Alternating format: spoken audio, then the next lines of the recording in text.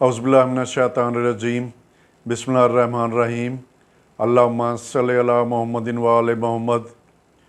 नाज़रीन अस्सलाम वालेकुम। नाज़रीन, आज मेरी वीडियो कोई सियासी हालात पे नहीं है।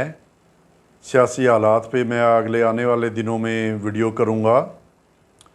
आज की मेरी वीडियो सैयारा मर्रीख के बारे में है कि वो कैसे मर्द और औरतों की अज़दवाजी ज़िंदगी को या शादी को कैसे ख़राब करता है। इस बारे में बहुत से आर्सालोजर जो टर्म यूज़ करते हैं वो मंगलीक कहलाती है, और कई इसके और भी नाम हैं, जैसे कूजा दोशा या मंगल दोशा। कूजा और मंगल मर्रीख के नाम हैं, और दोशा का मतलब नहुसत या इवल होता है। तो जिन हारोस्कोप में मर्रीख नहस हालत में हो, उन ज़ैचों के मर्द और औरतों को मंगलीक कहते हैं, या उन ज़ैचों को कहते हैं कि इस ज़ैचे में कूजा दोशा या मंगल दोशा है। ज़ैचे के दूसरे, चौथे, सातवें, आठवें और 12वें घर में मर्रीख अज़दवाजी ज़िंदगी के मामलात में इंतहाई नहस समझा जाता है। बाज़ एस्ट्रोलॉजर इसमें पहला घर भी शामिल करते हैं, और ये ना सिर्फ लगन से कैलकुलेट होता है या राइजिंग साइन से, बल्कि मून और वीनस से भी इन घरों में, यानी पहले, दूसरे, चौथे, सातवें, आठवें और 12वें घर में अगर मर्रीख हो तो ये नहुसत और भी ज़्यादा बढ़ जाती है। अगर मर्रीख ज़ैचे के इन घरों में हो तो ये अज़दवाजी ज़िंदगी में कोई ना कोई नहुसत लाता है, जैसे बहुत ज़्यादा लड़ाई झगड़ा होना, सेपरेशन होना, शादी का लेट होना, और एक्सट्रीम केसेस में मर्द या औरत का बेवा या रंडवा हो जाना भी शामिल है।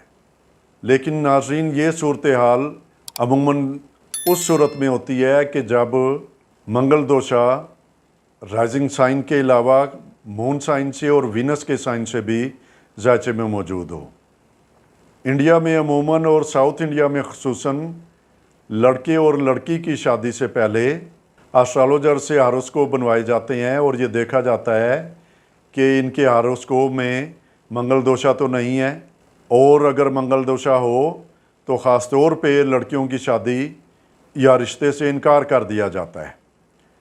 और बहुत सी लड़कियां इसी वजह से बड़ा लंबा अरसा कुंवारी बैठी रहती हैं।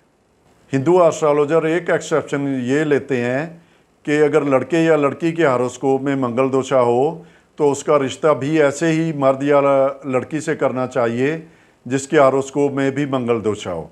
अगर दोनों के हारोस्कोप में मंगल दोशा हो तो फिर अज़दवाजी ज़िंदगी खुशगवार रहेगी।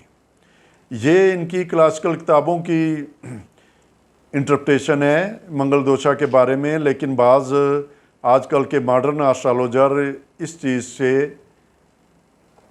इत्फाक नहीं भी करते। हिंदू धर्म में इसकी बहुत सी रेमेडीज़ हैं, और जिनमें से चंद मैं आपको बताता हूँ जो कि यकीनन हमारे मज़हब में तो मुमकिन नहीं है। ऐसे लड़के या लड़की की शादी से पहले उसकी शादी पीपल के दरख्त से कराई जाती है, और पीपल के दरख्त के गिर्द 7 चक्कर लगवाए जाते हैं। इसी तरह घड़े में पानी भरकर उसके गिर्द भी 7 चक्कर लगवाए जाते हैं, यानी पीपल के दरख्त से या घड़े से शादी की जाती है। या कुंभ के मेले में दरियाए गंगा और जमुना में स्नान किया जाता है। जब लड़की या लड़के को ये चीज़ें करा दी जाएं तो समझा जाता है कि उसकी मंगल दोशा की रेमेडी या मंगलीक की रेमेडी हो गई है। नाज़रीन, अब मैं आपको ये बताना चाहूँगा कि इसमें कितनी हकीकत है और कितनी नहीं है।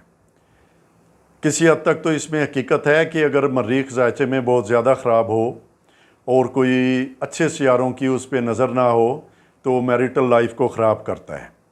लेकिन बिल्कुल ऐसा भी नहीं है कि ज़ैचे के 6 घरों में अगर मर्रीख बैठा हो तो ऐसे लोगों की शादीशुदा ज़िंदगी तबाह हो जाती है। बहुत से केसेस जो मेरे तजर्बे में आए हैं उसमें कतई कोई ऐसी बात नहीं है, लेकिन उन लोगों के हारोस्कोप में मंगल दोशा के बावजूद बाज़ अच्छे सियारों का अच्छे घरों में जो कि शादीशुदा ज़िंदगी से रिलेटेड घर हैं उसमें या इज्तिमा था अच्छे सियारों का या अच्छे सियारों की उन पे नज़रात थी, जिसकी वजह से उनकी शादीशुदा ज़िंदगी महफूज रही और एक अच्छी खुशगवार ज़िंदगी उन्होंने गुजारी।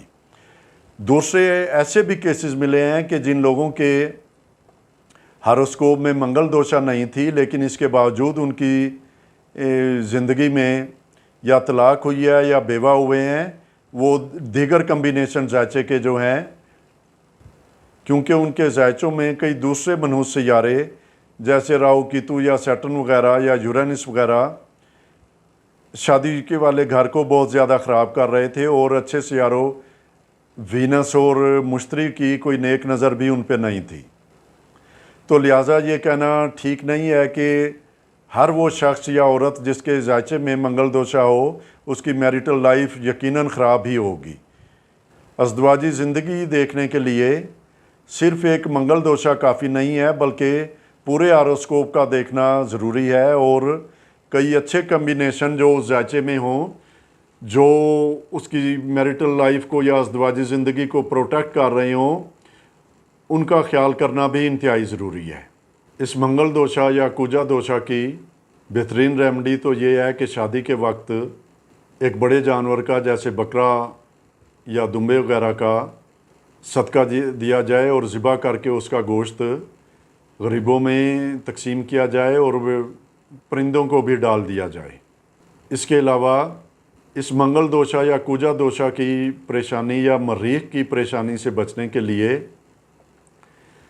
जो बेहतरीन रेमेडी है वो ये है कि शादी से पहले लड़के और लड़की के हॉरोस्कोप मैच कराए जाएं, और वेस्टर्न एस्ट्रोलॉजी और अरेबिक एस्ट्रोलॉजी में बहुत अच्छे सिस्टम हैं, अगरचे वैदिक एस्ट्रोलॉजी में भी कुछ सिस्टम दिए हुए हैं हॉरोस्कोप मैचिंग के, लेकिन मेरा ट्रस्ट वेस्टर्न एस्ट्रोलॉजी की जो कम्बिनेशन है, जो साइनेस्ट्री कहलाता है, उस पर बहुत ज़्यादा है, और वो ज़्यादा लॉजिकल और साइंटिफिक तरीक़ेकार हैं जिनकी बेसिस पे लड़के या लड़की की बारे में डिसाइड किया जा सकता है कि इन दोनों की शादी अच्छी रहेगी या नहीं रहेगी, या किस मामले में अच्छी रहेगी और किस मामले में बुरी रहेगी, या किन किन पीरियड में इनकी मैरिटल लाइफ में ख़राबी आएगी और किस पीरियड में अच्छी होगी और ख़राबी की वजूहात क्या होंगी। ये सिस्टम वेस्टर्न एस्ट्रोलॉजी में या अरेबिक एस्ट्रोलॉजी में वैदिक एस्ट्रोलॉजी से ज़्यादा बेहतर ये सिस्टम दिए हुए हैं।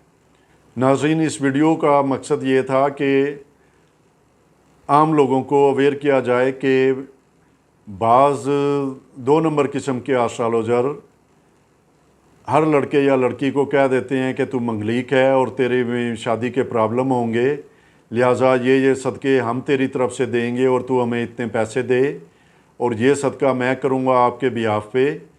तो ऐसा नहीं है, और सनसाइन से ये चीज़ डिटर्मन नहीं हो सकती, इसके लिए कंप्लीट हॉरोस्कोप बनाना पड़ता है। और बाज़ हिंदू एस्ट्रोलॉजर ने अपनी वेबसाइट पे इसके मंगलीक डिटर्मन करने का तरीक़ाकार भी दिया हुआ है। उन वेबसाइट पे सिर्फ आपने अपना date of birth, time of birth, place of birth डालना है और क्लिक करना है, तो वो आपको बता देगा कि आप मंगलीक हैं या आपके जायचे में मंगल दोषा है या नहीं है। तो नाज़रीन, इस तरह के नजूमियों से होशियार रहने की ज़रूरत है।